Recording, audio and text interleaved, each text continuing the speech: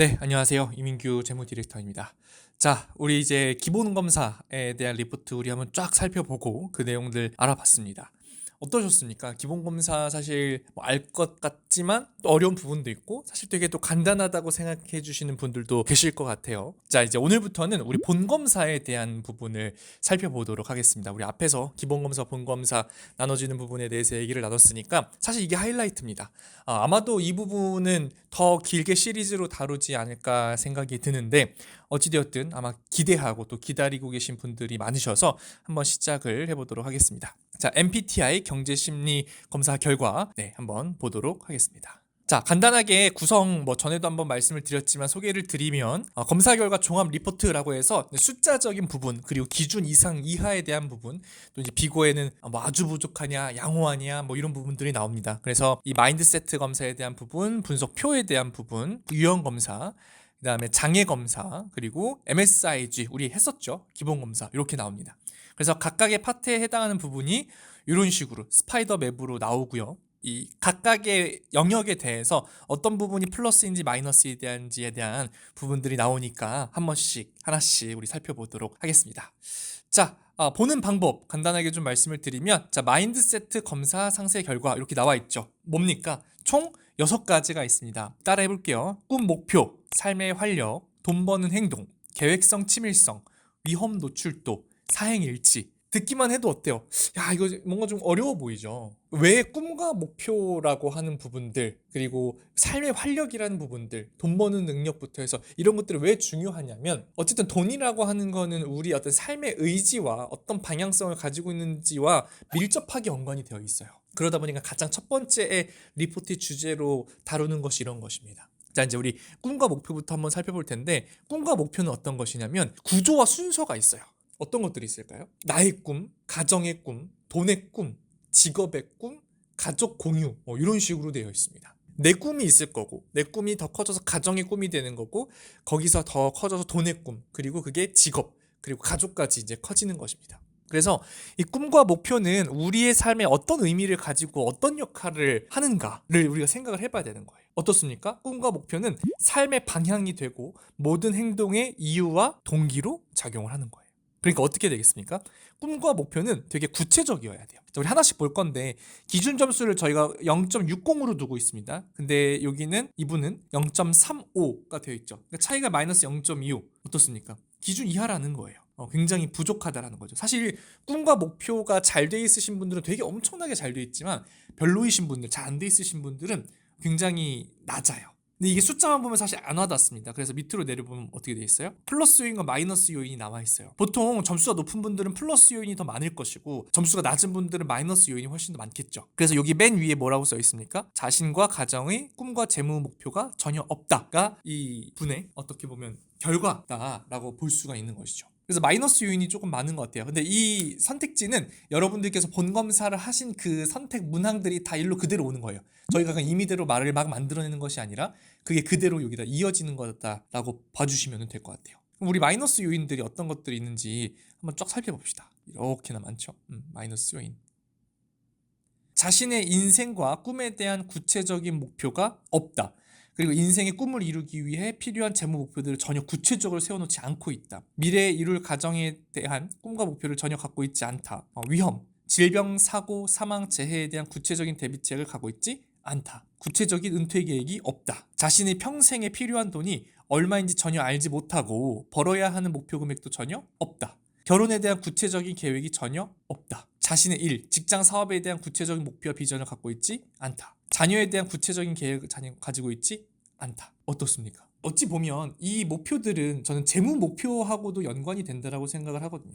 내가 인생에 대한 꿈과 목표가 있어야지 뭘 하고 싶은 게 있을 거고 뭘 하고 싶은 게 있어야지 내가 돈을 모아가는 직업, 그 사이의 과정 그런 것들이 이어지겠죠. 그리고 그 다음에 돈을 벌면서 발생할 수 있는 다양한 일상생활 속의 어떤 리스크 여기 써있죠. 위험들 뭐가 있습니까? 질병, 사고, 사망, 재해 이런 것도 우리 일상에서 안 일어나면 정말 좋겠죠. 근데 직업이나 일하는 것들은 우리가 뭐라고 부르냐? 통제 가능한 사건이라고 불러요. 그러니까 우리가 의지를 안 가질 뿐인 거지 의지만 얼마든지 가지면 돈 벌 수 있다라는 거죠. 근데 질병, 사고, 사망, 재해 우리가 통제할 수 있나요? 통제가 불가능하다라는 거예요. 그래서 우리의 삶은, 그러니까 우리의 돈 관리, 우리의 어떤 머니 라이프, 이 자본주의 사회에서는 통제 가능한 사건보다 통제 불가능한 사건을 어떻게 해야 돼요? 미리 대비해야 돼요. 통제 가능한 사건은 미리 준비하는 거예요. 준비와 대비가 다르다라는 것을 여러분들이 인지를 해야 됩니다. 어느 정도 인생 선배님들이라고 하죠. 우리가 20, 30대라고 하면 40, 50대 분들이 뭐 조심해라, 이것부터 해라, 저것부터 해라 라고 하는 게 다 그분들이 겪어보니까 이런 것들을 안 해놨었을 때 이런 문제가 있더라, 이게 느껴지는 거예요. 그리고 이제 그 뒤에 보시는 것처럼 목표 금액이나 이런 것들이 또 없다라는 게 나오잖아요. 결국에는 같이 콜라보가 이루어져야 되는 겁니다. 그래서 결과적으로는 이 꿈과 목표라고 하는 것이 어때요? 그냥 뭐 두리뭉실한 둥둥 떠다니는 얘기구나라고 생각을 했지만 실제로 들어와 보면 이만큼 되게 우리의 돈 관리와 밀접한 연관이 있다라는 거예요. 이해되셨죠? 자, 두 번째 넘어가 보도록 하겠습니다. 자, 삶의 활력이에요. 삶의 활력 몇 점이었죠? 여기 보면 삶의 활력 0.74. 기준 점수 0.60보다 높아요. 기준 이상, 아주 양호하다라고 나왔습니다. 한번 볼까요? 자, 삶의 활력 어떻습니까? 현재 삶의 활력이 아주 높은 상태다라는 거죠. 자, 그럼 이분은 어떻게 살고 있는지 한번 볼까요? 자, 플러스 요인이 많네요. 이분은 삶의 활력이 되게 크신 분 같아요. 자, 지금 하고 있는 일에 대해 만족감과 기쁨을 느끼고 있다. 벌써부터 긍정적인 용어들이 나오죠. 만족과 기쁨이라는 용어가 나오죠. 이게 여러분 심리검사잖아요. 심리검사이기 때문에 그 단어 하나하나가 주는 뉘앙스를 우리가 잘 이해를 해야 돼요. 그 쉬는 날에는 잠자기보다 외출하여 활력을 충전한다. 활력. 생활에 활력이 넘친다. 활력. 자신을 행복한 사람이라고 생각한다. 피곤해서 회사를 가고 싶지 않을 때는 없다. 이거 쉽지 않은데, 그쵸? 저는 삶의 활력이 되게 높이 나온 사람 중에 한 명이지만 저도 가끔은 가기 싫을 때가 있거든요. 동호회나 친구와의 즐거운 시간을 자주 가진다. 하루하루 사는 게 아주 즐겁다. 아주 즐겁다. 그러니까 이분은 어때요? 여러분들이 그냥 이렇게 보기만 해도 이 사람은 되게 즐겁고 행복하게 사는 것 같아. 근데 앞에서 보니까 삶의 목표가 없어요. 어찌 보면은 되게 세상을 편하게 사는 것 같다라고 생각할 수 있지만 이 삶의 활력 하나 자체가, 이런 분들은 목표 하나만 세워주면 어떻게 될 수 있는 거예요? 돈을 벌고 모으고 하는 게 되게 쉬워지는 거예요.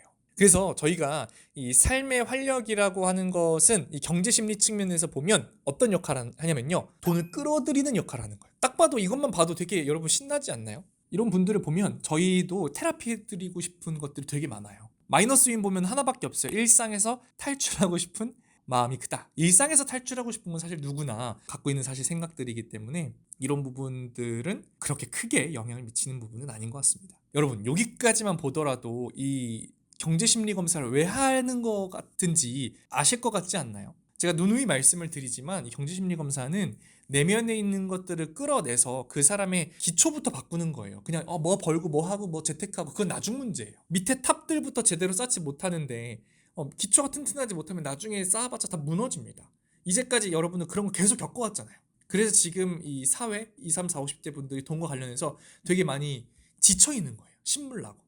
계속 재테크만 쳇바퀴 돌듯이 하는데 나아지는 건 없고, 그거를 이 경제심리검사가 잡아주는 겁니다. 자, 세 번째, 돈 버는 행동 한번 보도록 할까요? 돈 버는 행동은 사실 약간 되게 비슷하죠. 개수가 한번 올라가 보도록 하겠습니다. 자, 돈 버는 행동 0.58이네요. 기준보다 조금 낮아요. 기준 이하고 부족으로 나와 있는데, 자, 돈 버는 능력이 약하다라고 나와 있네요. 확실히 기준보다 낮게 나왔기 때문에 약하다라고 나와 있는데, 한번 봅시다. 어떤 부분이 플러스고 어떤 부분이 마이너스인지. 자, 이분은 만나고 헤어질 때 인사를 분명하게 잘한다. 어떤 일이나 목표에 대해 될 때까지 물고 늘어지는 악착함이 있다. 남들이 나를 같이 있으면 기분 좋은 사람이라고 한다. 손해보는 장사는 하지 않으려고 한다. 이런 부분들 굉장히 중요해요. 만나고 헤어질 때 인사를 분명하게 잘한다, 이런 거는 뭐냐면 사실 맺고 끊음이 확실하냐를 어떻게 보면은 보는 문항 중에 하나라고 보시면 되거든요. 악착같이 끝까지 목표가 될 때까지 이루어지고 남들이 나를 같이 있으면 기분 좋은 삶, 이것도 사실 돈 버는 거랑 굉장히 연관이 많이 되어 있죠. 만약에 내가 단체에서 일을 하는데 거기 구성원이에요. 근데 나 때문에 사람들이 다 기분이 안 좋아. 나만 보면은 싫어. 얘랑 쟤랑 같이 일하기 싫대. 그럼 여러분 어떻게 하실 거예요? 거기서 버틸 수 있겠습니까? 만약 여러분이 관리자라면 그 친구 처음에는 어르고 달래고 어떻게든 적응시키려 하겠지만 안 되면 내쫓아야죠. 그럼 그 사람은 돈을 못 벌겠네요. 어딜 가든 적응을 못 하겠네요. 그러면 그 사람은 당장에 어딘가 들어가서 돈 벌 수가 없는 거예요. 그러면 사업하면 되지 않나요? 여러분, 내가 단체 생활을 못 한다라고 해서 개인 생활을 잘한다? 그거는 아니에요. 사회성이라는 것이 있잖아요. 돈 버는 능력과 사회성은 사실 굉장히 밀접한 연관이 되어 있는 겁니다.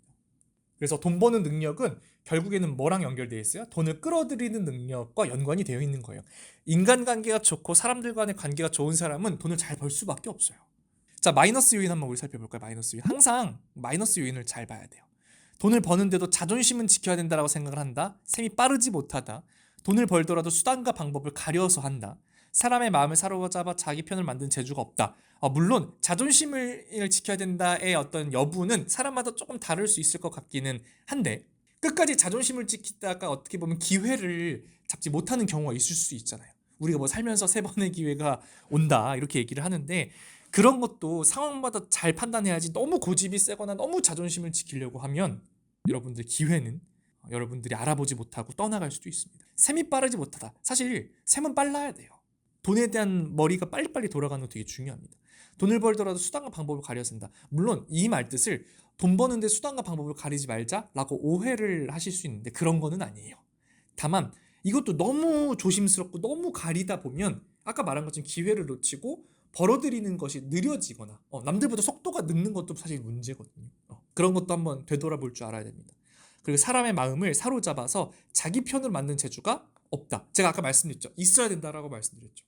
자, 그래서 이 돈 버는 능력에 대한 구성 요소는 크게 6가지가 있어요. 근면성실, 관계성 및 친화력, 끈기, 실속과 셈, 신뢰, 그리고 돈에 대한 유연한 사고. 이제 이 유연한 사고에는 자존심과 수단과 방법 이런 부분들이 들어가 있는 겁니다. 그래서 이런 부분들을 여러분들이 잘 생각을 하고 잘 버무리셔서 잘 적용을 하는 것이 되게 중요하고, 이런 거를 일단 여러분들이 결과지를 보고 듣고 느끼는 것만으로도 도움이 돼요. 그리고 저희는 항상 리포트를 다 해석해드리고 진단해드린 다음에 테라피도 해요. 이 테라피는 테라피 과정을 들어가시는 분도 있고 한 달에 한 번씩 계속 점검하는 경우도 있어요. 사실 이 리포트 하나 가지고 저 3-4시간 진단하고 상담하거든요. 그만큼 내용이 얘기할 게 되게 많아요. 그래서 여러분들이 혹시나 나는 열심히 일을 하고 열심히 재테크하는 것 같은데 크게 달라지는 건 없고 뭔가 계속 가슴 한편이 답답해. 그러면 이게 경제심리검사 진단 한번 받아보시면 굉장히 많은 도움이 될 것 같습니다.